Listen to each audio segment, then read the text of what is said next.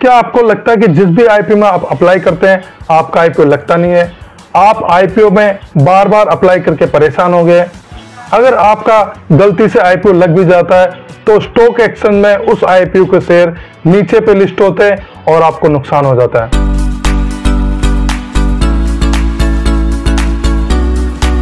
नमस्कार, स्वागत है आपका हमारे चैनल पे। आज हम आईपीओ सब्सक्रिप्शन के बारे में बात करेंगे।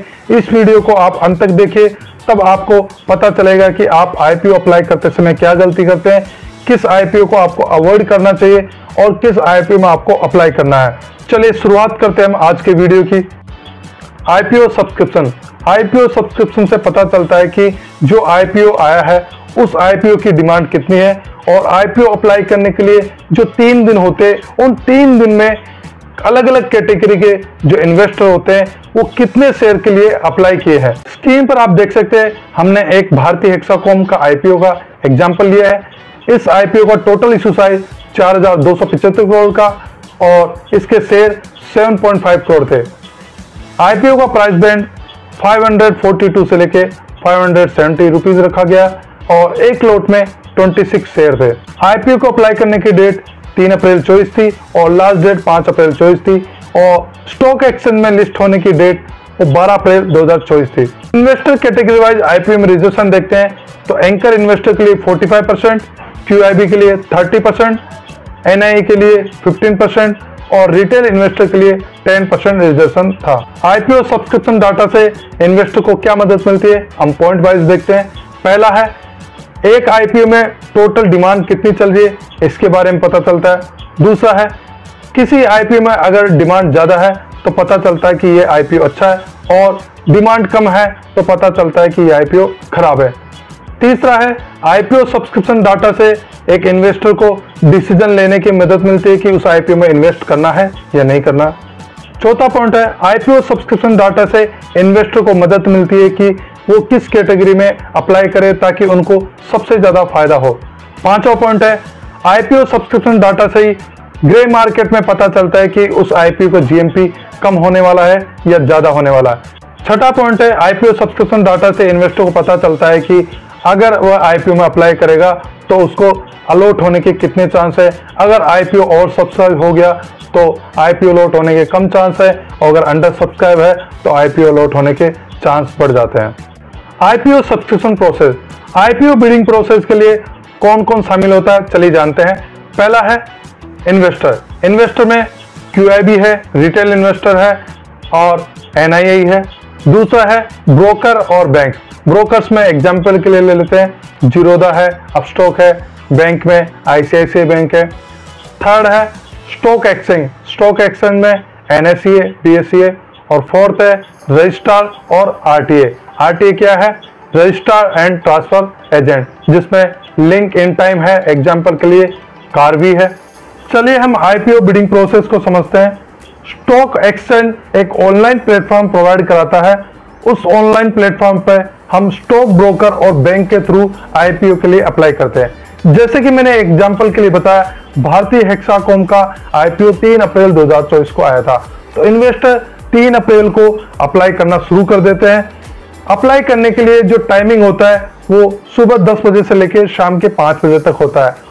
इन्वेस्टर 24 घंटे अप्लाई कर सकते हैं, लेकिन ब्रोकर और बैंक इस अप्लाई की एप्लीकेशन को होल्ड रखता है। ब्रोकर और बैंक उस होल्ड की एप्लीकेशन को अगले दिन सुबह 10 बजे स्टॉक एक्सचेंज को फॉरवर्ड कर देता है। आईपीओ अप्लाई करने के लिए 3 दिन का समय होता है, जैसे कि सैटरडे और संडे, और स्टॉक एक्सचेंज के लिए हॉलीडे होता है, उस दिन आईपीओ के लिए अप्लाई नहीं किया जाता।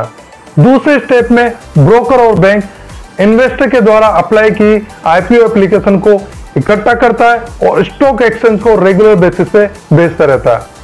तीसरे स्टेप में जो स्टॉक एक्सचेंज का आईपीओ बिडिंग प्लेटफॉर्म है वो ब्रोकर और बैंक से आईपीओ की एप्लीकेशन को इकट्ठा करता है और सुबह 10 बजे से 5 बजे के बीच में समय समय पर वो जो भी आईपीओ की एप्लीकेशन आई है डिमांड के रूप में उसको पब्लिश करता है। उसको ही हम सब्सक्रिप्शन के रूप में जानते हैं। चौथे स्टेप में एक बार जब आईपीओ का सब्सक्रिप्शन बंद हो जाता है तो स्टॉक एक्सचेंज आईपीओ में जितनी भी एप्लीकेशन आई थी, बिडिंग हुई थी, उसका सारा डाटा वो आरटीए को और रजिस्ट्रार को दे देता है ताकि वो रजिस्ट्रार है इन्वेस्टर को शेयर इशू कर सके। 5वें पॉइंट में क्या होता है, जो रजिस्ट्रार है सेबी रेगुलेशन के आधार पर इन्वेस्टर को शेयर इशू करती है। 6ठे पॉइंट पर रजिस्ट्रार अपनी साइट पर अलॉटमेंट स्टेटस को पब्लिश करता है और जिन इन्वेस्टर को आईपीओ अलॉट हुआ है उनको ईमेल भेजता है। 7वें पॉइंट में जिन इन्वेस्टर को आईपीओ अलॉट नहीं हुआ है तो रजिस्ट्रार बैंक को इंस्ट्रक्ट करता है कि उनका जो फंड ब्लॉक हुआ था उसको रिलीज कर दे। 8वें स्टेप में स्टॉक एक्सचेंज में आईपीओ का शेयर लिस्ट होने से एक दिन पहले जिन इन्वेस्टर को भी आईपीओ का शेयर अलॉट हुआ है उनके अकाउंट में वो आईपीओ का शेयर ट्रांसफर कर दिए जाते हैं। अब मन में सवाल उठ सकता है कि क्या आईपीओ अप्लाई करने के लिए कोई चार्ज लगता है? तो यहाँ पे ब्रोकर और बैंक आईपीओ अप्लाई करने के लिए कोई भी चार्ज नहीं लेता है, लेकिन जब आईपीओ का शेयर अलॉट हो जाता है और हम स्टॉक एक्सचेंज में उन शेयर को सेल करते हैं, बेचते हैं, तो ब्रोकर अपनी ब्रोकरेज फीस और टैक्स लेता है, इसके अलावा कोई चार्ज नहीं लगता है। स्टॉक ब्रोकर और बैंक आईपीओ एप्लीकेशन प्रोसेस करने के लिए जिस भी कंपनी का आईपीओ है उनसे एक चार्ज लेते हैं। इन्वेस्टर से यहाँ पे आईपीओ अप्लाई करने के लिए कोई भी चार्ज नहीं लिया जाता। आईपीओ में मुख्य रूप से 3 टाइप के इन्वेस्टर देखने को मिलते हैं। पहला है रिटेल इंडिविजुअल इन्वेस्टर, जिसको रिटेलर भी बोलते हैं। दूसरा नॉन इंस्टीट्यूशनल इन्वेस्टर NII। तीसरा क्वालिफाइड इंस्टीट्यूशनल बायर QIB। इसके अलावा कंपनी जो अपना आईपीओ लेके आती है उनके एम्प्लॉय होते हैं, उनके लिए भी आईपीओ के शेयर रिजर्व रखे जाते हैं। शेयर होल्डर होते हैं, उनके लिए भी आईपीओ के शेयर रिजर्व रखे जाते हैं। और एंकर इन्वेस्टर, ये भी एक इन्वेस्टर होता है। आईपीओ बिडिंग कैटेगरी के जितने इन्वेस्टर हैं उसके बारे में हमने एक अलग से वीडियो बनाया है। एक सीरीज हमारी basic knowledge of stock market, उसका चैप्टर 10 वीडियो है जिसमें हमने आईपीओ इन्वेस्टर के बारे में डिटेल में जानकारी दी है। आप उस वीडियो को देख सकते हैं, उसका लिंक हमने डिस्क्रिप्शन में दे रखा है। चलिए जानते हैं आईपीओ सब्सक्रिप्शन कितने प्रकार के होते हैं। कोई आईपीओ आता है और उस आईपीओ में 100% सब्सक्रिप्शन होता है, एग्जैक्टली उसमें 1 गुना ही सब्सक्रिप्शन होता है, तो उसे हम फुल्ली सब्सक्रिप्शन बोलेंगे।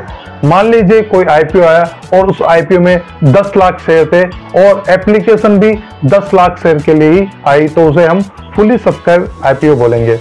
इसके अलावा आईपीओ सब्सक्रिप्शन 2 प्रकार के होते हैं, ओवर सब्सक्राइब और under subscribe. Over subscribe IPO, कोई आईपीओ अपने शेयर ऑफर करता है, उसके अगेंस्ट में अगर ज्यादा आईपीओ की डिमांड आ जाती है तो हम उसे ओवर सब्सक्राइब आईपीओ कहते हैं। मान लीजिए कोई कंपनी है, उसके आईपीओ में 10 लाख शेयर ऑफर किए गए, लेकिन उसके अगेंस्ट में 30 लाख शेयर के लिए एप्लीकेशन आ गई, तो मतलब 3 गुना उस आईपीओ के लिए सब्सक्रिप्शन हुआ है, 3 टाइम्स आईपीओ सब्सक्राइब हुआ है। इसे हम और सब्सक्राइब आईपीओ कहेंगे। अंडर सब्सक्राइब आईपीओ, किसी कंपनी के शेयर जो ऑफर किए गए हैं उसकी तुलना में अगर आईपीओ अप्लाई कम किया गया है तो उसे हम अंडर सब्सक्राइब आईपीओ कहते हैं। मान लीजिए कोई कंपनी, उसने 10 लाख शेयर ऑफर किए गए और उन 10 लाख की तुलना में 9.5 लाख एप्लीकेशन अप्लाई की गई आईपीओ बिडिंग के लिए, तो उसे हम अंडर सब्सक्राइब आईपीओ कहेंगे। अब यहाँ पे मन में एक सवाल उठ सकता है कि आईपीओ सब्सक्रिप्शन के लिए कोई मिनिमम लिमिट रखी गई है क्या? अगर किसी आईपीओ के लिए 50% सब्सक्रिप्शन होता है तो क्या होगा? तो यहाँ पे सेबी ने एक लिमिट रखी गई है, कम से कम 90% सब्सक्रिप्शन होना बहुत जरूरी है। अगर 90% सब्सक्रिप्शन नहीं होता है तो क्या होगा? आईपीओ अप्लाई करने के लिए जो 3 दिन का समय मिलता है उसको कंपनी आगे बढ़ा देती है और आईपीओ का जो इशू प्राइस है उसको भी कम कर देती है। आईपीओ का जो टोटल इशू साइज होता है उसमें अगर ऑफर फॉर सेल है उसको भी कम कर देती है। अगर ये सब करने के बाद में भी आईपीओ सक्सेसफुल नहीं होता है तो कंपनी इन्वेस्टर के द्वारा आईपीओ सब्सक्रिप्शन का जो पैसा होता है उसको वापस लौटा देती है और आईपीओ को कैंसिल कर देती है।